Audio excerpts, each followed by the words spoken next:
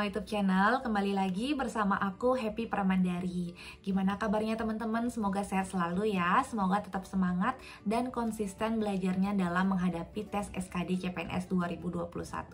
Jadi teman-teman jangan bolong-bolong ya belajarnya, harus rutin dan konsisten setiap hari agar persiapan teman-teman juga matang dan berhasil lulus menjadi ASN tahun ini.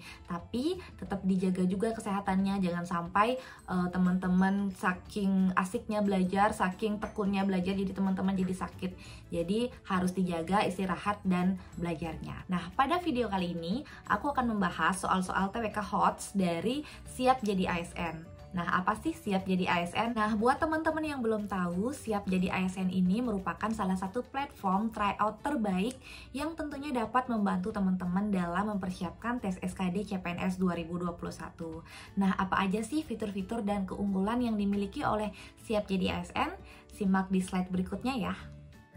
Nah, teman-teman bisa browsing website Siap Jadi ASN di browser yang teman-teman biasa gunakan, baik itu di laptop ataupun di HP teman-teman. Nah, di sini kenapa aku rekomendasiin teman-teman ikut tryout di Siap Jadi ASN? Yang pertama, di sini teman-teman akan diajar oleh para mentor terbaik dan berpengalaman, kemudian dilengkapi dengan video materi, latihan soal, dan tryout yang hot sesuai dengan kisi-kisi terbaru Permenpan RB.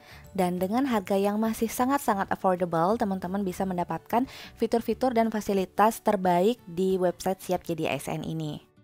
Nah, berikut adalah fasilitas atau fitur-fitur yang akan teman-teman dapatkan jika mendaftar tryout di Siap Jadi ASN. Nah, untuk paket tryout Platinum SKD CPNS 2021 terdapat 29 paket tryout yang terdiri dari 19 paket tryout per subbab materi dan 10 paket tryout premium. Nah, di sini sudah lengkap banget ya, teman-teman.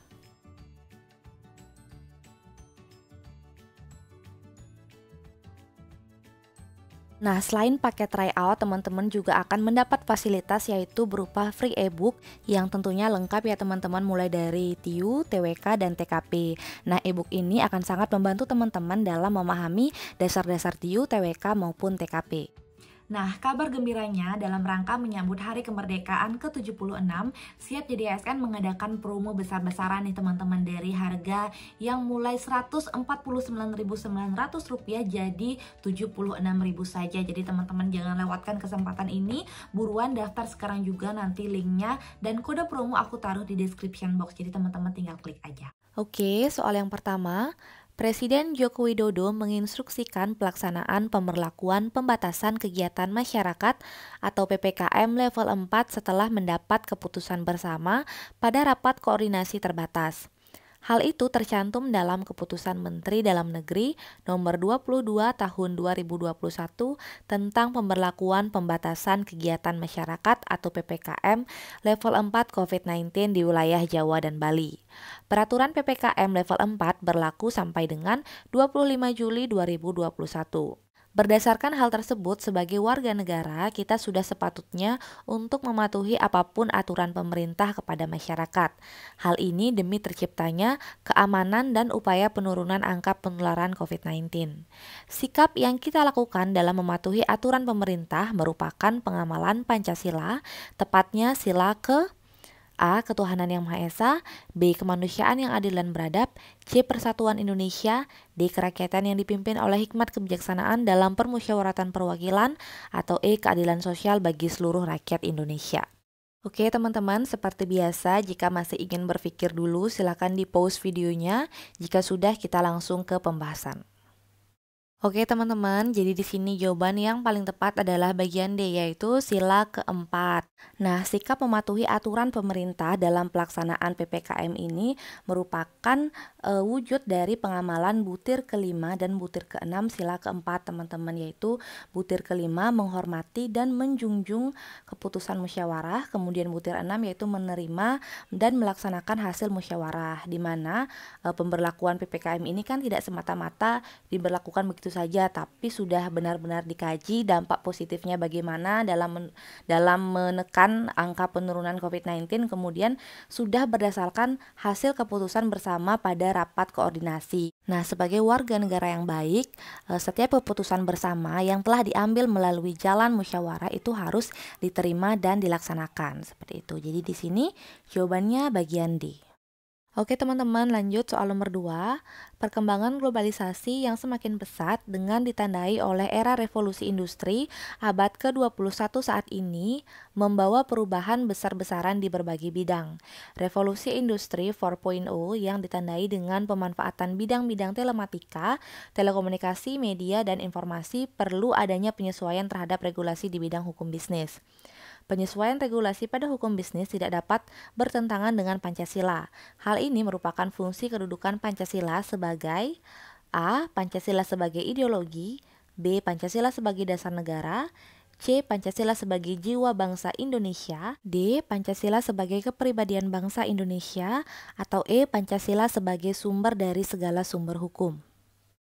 Oke teman-teman, silahkan difikirkan kira-kira jawabannya apa jika sudah kita lanjut ke pembahasan. Oke teman-teman, jadi di sini jawaban yang paling tepat adalah bagian E, yaitu Pancasila sebagai sumber dari segala sumber hukum. Nah, sebagai sumber dari segala sumber hukum mengamanatkan bahwa Pancasila adalah inti terdalam dari sumber cipta hukum. Segala peraturan perundang-undangan harus selaras, tunduk, dan tidak boleh bertentangan dengan nilai-nilai Pancasila. Maka jawabannya bagian E. Oke teman-teman, nah ini soalnya itu lumayan panjang ya teman-teman. Jadi usahakan teman-teman pakai teknik scanning dan membaca cepat agar waktunya juga lebih efisien dan teman-teman gak banyak habis waktunya membaca soal hot seperti ini.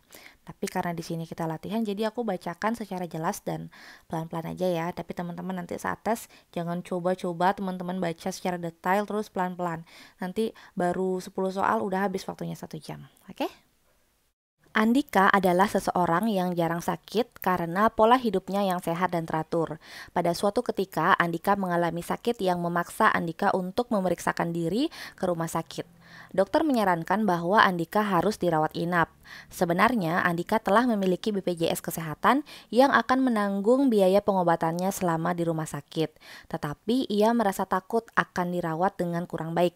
Pada kenyataannya, ketika dirawat inap menggunakan BPJS, Andika mendapatkan pelayanan yang baik dari dokter dan perawat meskipun seluruh biaya rumah sakit ditanggung oleh BPJS.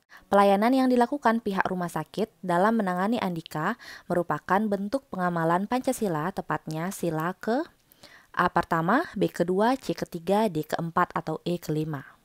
Oke teman-teman, silahkan difikirkan kira-kira jawabannya apa. Jika sudah ketemu, kita langsung ke pembahasan.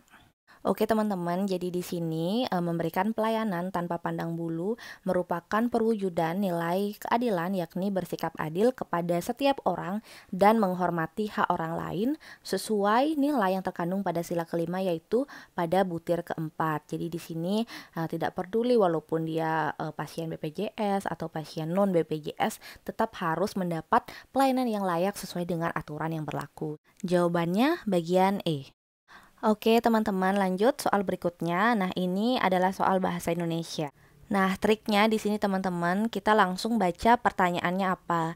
Jadi jangan coba-coba baca narasinya yang panjang, tapi kita cari tahu dulu apa yang soal ini inginkan, seperti itu.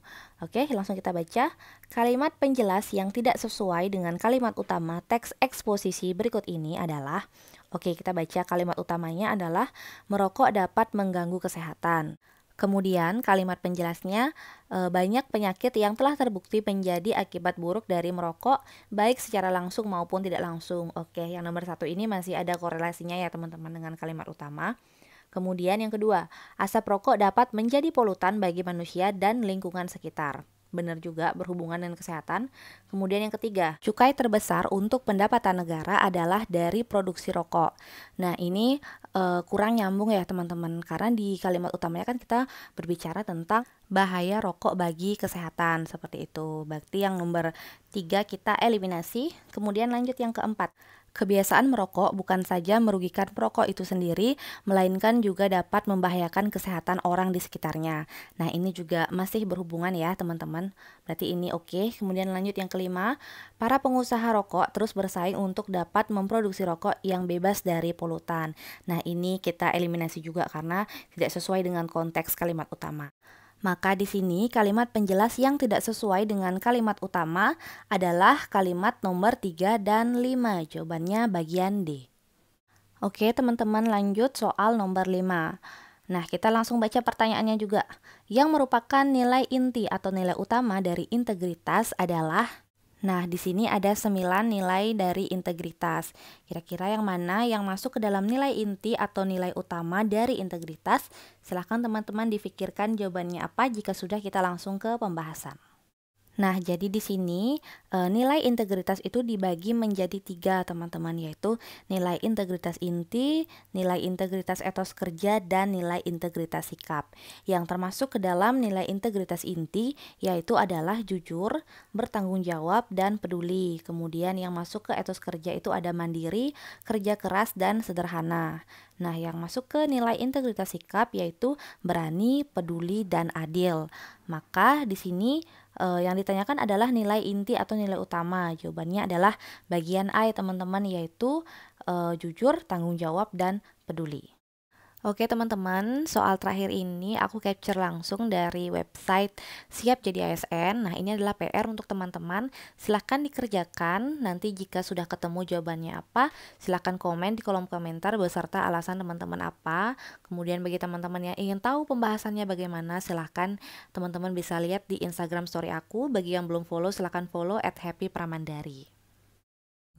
Oke teman-teman, mungkin sekian dulu pembahasan soal pada video kali ini. Sebelum aku tutup, aku mau ingetin lagi kepada teman-teman yang ingin mencari platform tryout yang sudah trusted. Aku rekomendasiin kalian ikut di Siap Jadi ASN. Mumpung harganya masih promo nih teman-teman, dari harga 149.900 sekarang hanya 76.000 saja. Buat teman-teman yang berminat, link dan kode promonya aku taruh di description box.